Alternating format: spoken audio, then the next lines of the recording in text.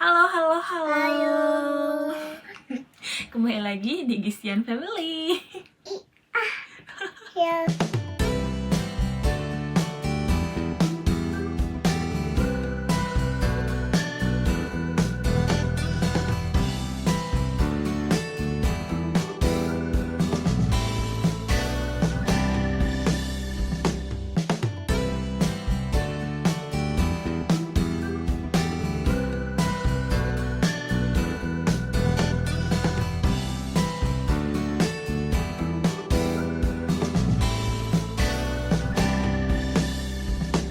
Jadi di video ini saya akan membahas mengenai biaya hidup dan tinggal di Jepang, khususnya di pedesaan untuk pasangan ya, ketika saya setelah menikah gitu. Dimana pembahasan sebelumnya di part pertama yaitu membahas mengenai biaya hidup dan tinggal ketika saya masih lajang atau masih single. Bagi yang belum menonton video biaya tinggal atau hidup ketika saya masih single gitu ya di perusahaan yang sama ini, itu bisa dilihat di video sebelumnya.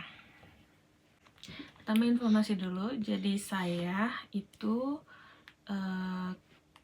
bekerja di perusahaan tersebut sejak 2020 bulan April, dan kemudian menikah dengan pasangan saya saat ini di bulan April. Lalu setelah itu ya, kemudian setelah menikah ya tentunya ya sebagai pasangan ingin bersama akhirnya mengurus visa atau izin tinggal bagi pasangan di Jepang.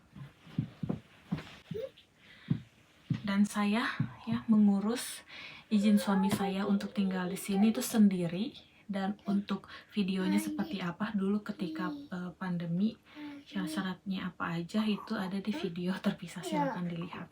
Setelah semua beres, izin tinggal turun dan sebagainya, dan sudah siap, akhirnya suami itu ya, pasangan saya bisa pergi ke Jepang dan saya bisa mendatangkan suami ke Jepang.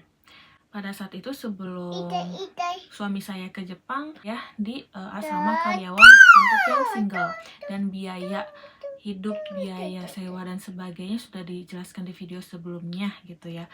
Otomatis karena saya tinggal di asrama untuk lajang, untuk single, jadi saya tidak bisa membawa keluarga atau membawa pasangan saya ke asrama tersebut. Tapi di perusahaan tempat saya kerja dulu itu, itai daijoubu. Hai, itai tondeke. Itu memiliki asrama untuk keluarga. Jadi asrama untuk keluarganya itu berbentuk seperti rumah pada umumnya. Jadi rumahnya itu 2 tingkat. Nah, ketika saya menyampaikan rencana saya untuk menikah dan juga membawa pasangan pada saat itu ya ke perusahaan ya setuju aja ya, maksudnya itu kan pilihan sendiri gitu ya. Kemudian akhirnya saya sebelum pasangan ya tiba di Jepang, saya mengurus gitu ya semua perpindahan dan mengurus tempat tinggal gitu ya. Jadi yang tadinya di single kemudian di keluarga gitu asramanya. Tentunya beda ya biaya sewa dan sebagainya. Nah, berapakah ya biaya sewa dan biaya pengeluaran ketika suami gitu ya, pasangan datang gitu. Pada saat itu saya single income gitu ya. Jadi saya yang bekerja gitu, suami tidak bekerja di Jepang karena mengingat memang belum bisa bahasa Jepang ya suami. Jadi meskipun part time gitu misalnya di tempat saya bekerja kan sudah bisa gitu ya. Untuk detailnya mari kita bahas. Sama seperti di video sebelumnya, saya juga akan memperlihatkan slip gaji ketika saya bekerja di perusahaan tersebut dan dilihat berapa banyak pengeluaran dan juga potongan yang saya harus bayar gitu. Pertama dilihat ya, masih tetap sama Kihongkyu-nya yaitu gaji pokoknya yaitu 216.250 yen. Kemudian tunjangan makan diberikan 6.000 yen, masih sama ya. Oh ya, ini slip gaji untuk Januari 2022, dimana ini bekerja pada saat 2021 bulan Desember, dimana pasangan datang tiba di Jepang itu ya 2021 bulan November gitu. Jadi kita pindahan dan hidup bersama tuh sejak November. Sana total gaji saya itu 221.051, mengingat ya yang namanya kerja di resort, di hotel itu ditentukan ya dari shift, kemudian lamanya kerja, kemudian jam kerja juga gitu ya. Jadi tiap bulan tuh pastinya akan mendapatkan gaji yang sedikit berbeda, meskipun ya si gaji pokoknya dan juga tunjangan yang untuk makan itu sama. Apa aja sih yang dipotong dari gaji ya? Jadi untuk yang Hokeng kesehatan ini entah kenapa jadi lebih murah ya. Jadi ketika single ya, asuransi kesehatan yang harus saya bayar itu waktu itu 9.000 sekian kan. Untuk setelah punya pasangan jadi 7.040 yen. Kemudian Kosenenking ya, asuransi dana pensiun jadi 14.640 yen. Kemudian Shotokuzei-nya 4.720 yen.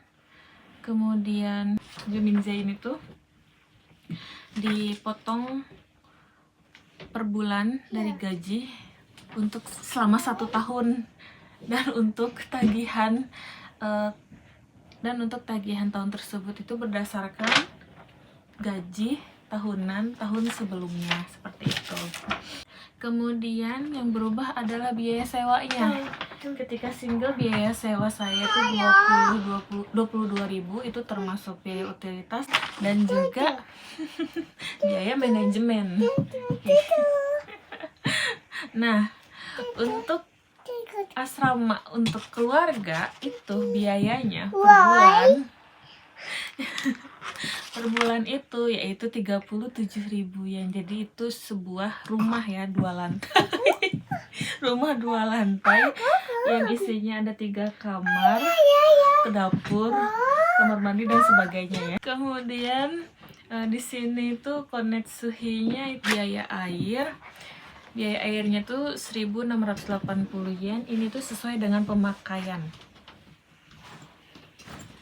Biaya air itu sesuai dengan pemakaian, jadi semakin banyak air yang dipakai semakin mahal juga tagihannya, itu akan dipotong dari gaji. Kemudian ini 2.000 adalah biaya manajemen, peliharaan lah ya, 2.000 yen. Kemudian di situ ada kafetaria Shokujidai, yaitu pada saat bulan itu saya 1.000 yen, itu berarti 4 kali saya selama sebulan ya makan di kantin karyawan. Jadi total yang dipotong dari gaji itu ya pada saat pasangan saya sudah tinggal bersama di Jepang itu 81.243. Jadi gaji bersih yang didapat pada saat saya sudah menikah dan tinggal bersama dengan pasangan pada saat itu ya, pada saat saya bekerja di tempat yang sama pada saat saya single dengan gaji yang sama, itu 139.800. Begitu. Nah, dari 139.800 itu ya banyak yang harus dipecah ya. Pertama dulu kalau ketika single itu sudah termasuk utilitas. Nah, ini belum termasuk utilitas, hanya biaya untuk air saja yang sudah termasuk karena memang potongannya itu dari gaji dibayarnya.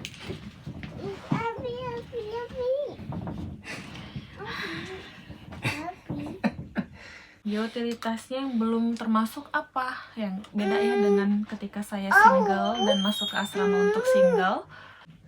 Ketika tinggal di asrama untuk keluarga ya, sebuah rumah 2 lantai dengan 3 kamar, itu biaya listrik dan gas itu terpisah. Biaya listrik itu setiap bulannya kan tergantung pemakaian. Pada saat itu saya memang bekerja, tapi suami saya kan terus di rumah kan, dan memakai listrik 24 jam istilahnya. Hari setiap detik menggunakan komputer. Pemakaian listriknya pun ya itu besar. Tiap musim itu berbeda-beda. Nah, berikut ya biaya listrik yang saya keluarkan pada saat saya tinggal bersama dengan pasangan di tempat dulu saya bekerja. Kita lihat dari pengeluaran listrik dari mulai Januari 2022 yaitu 18.935, untuk Februari 2022 12.667, Maret 13.933, April 10.189, Mei 8.450. Itu semakin lama semakin ini ya murah gitu. Kenapa? Karena Januari, Februari, Maret, April itu pada saat itu musim dingin ya. Nah, ketika musim dingin karena ruangannya banyak, kemudian juga 2 lantai juga, jadi harus memakai heater. Nah, heater yang kami pakai itu heater listrik, jadinya biaya listriknya gede banget. Kemudian bulan 6 ya 5.186, bulan 7 4.547, bulan 8 4.379, bulan 9 ya September 4.254, bulan 10 4.410, bulan 11 5.425, dan bulan 12 6.732. Nah, itu ketika sudah bulan Juni, Juli, Agustus, September, Oktober, November itu sudah tidak terlalu dingin, jadi tidak menggunakan heater, belum menggunakan heater. Menggunakan heaternya itu bulan Novemberan akhir ya, jadi ketika tagihan bulan Desembernya itu jadi semakin meningkat dan akan meningkat terus-terusan. Terus biaya utilitas yang kedua adalah gas. Untuk gas, penggunaan gas setiap bulannya itu sekitar 10 sampai 20.000 juga ya, tergantung musim. Karena setiap hari menggunakan air hangat ya untuk mandi, terus juga menggunakan gas juga ya untuk masak gitu. Kemudian telepon saya masih tetap menggunakan 20 GB paket, yaitu 4.500 ditambah waktu itu wifi 5.000. Kemudian ya subskripsi ya seperti Netflix dan sebagainya. Kemudian juga biaya makan. Nah, biaya makan jadi lebih mahal lagi karena kan untuk berdua jadinya sekitar 30 ribuan sampai 40.000 gitu ya setiap bulan untuk makan dan jajan gitu. Nah, pada saat itu berapa banyak yang bisa ditabung? Hanya sedikit ya, sekitar 20 sampai 30.000 yen ya itu waktu itu. Ya. Dan itulah biaya hidup saat tinggal di Jepang, khususnya di daerah pedesaan, dan membandingkan ya antara saya single kemudian punya pasangan dengan gaji yang sama dan bekerja di perusahaan yang sama dengan tidak ada kenaikan gaji atau dan semacamnya gitu. Dan selanjutnya berapakah biaya untuk tinggal hidup di Jepang pada saat itu ya saya di desa, masih tetap bekerja di perusahaan yang sama.